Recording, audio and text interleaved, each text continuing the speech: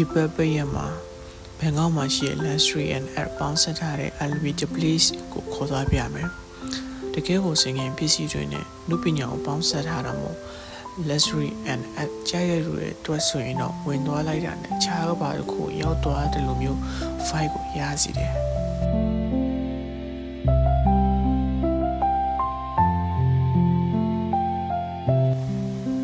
အခန်းထဲမှာသူ့ရဲ့မူကိုစီရှိတယ်ပြီးတော့ modern white အပြည့်နဲ့တော်တော်လေးကို luxury ဆန်တယ်ဘန်ကောက်မှာလေဆရာနေရအများကြီးရှိတယ်ဆိုပေမဲ့ဒီနေရာကတော့တကယ်ကိုဝင်ရောက်လည်ပတ်တဲ့နေရာပြီးတော့လုံးဝလက်မလို့တဲ့နေရာဆိုလည်းမမှားဘူး coffee ဆိုင်တော့ခဲ့ရရှိတော့ coffee ဆိုင်တွေက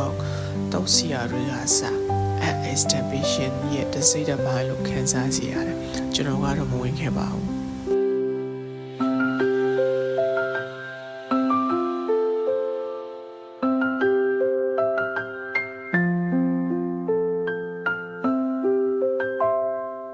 မရှိရောက်ရင်တပုံမဖြစ်မနေရက်ခဲကိုအကျံပေးချင်ပါတယ်။ဘာဖြစ်လို့လဲဆိုရင်တော့တော်တော်လေးကို extended ဖြစ်စေ။တကယ်လို့များဘန်ကောက်ကိုရောက်ခဲ့ရင်ဒီနေရာကိုဝင်ရောက် level ကိုအကျံပေးချင်ပါတယ်။ဒီလိုမျိုး level ဆရာကောင်းတဲ့နေရာတွေကိုကြည့်ချင်ရင်တော့နောက်ဗီဒီယိုတွေကိုလည်းဆောင်ရွက်အားပေးကြပါအောင်အားလုံးကိုကျေးဇူးတင်ပါတယ်။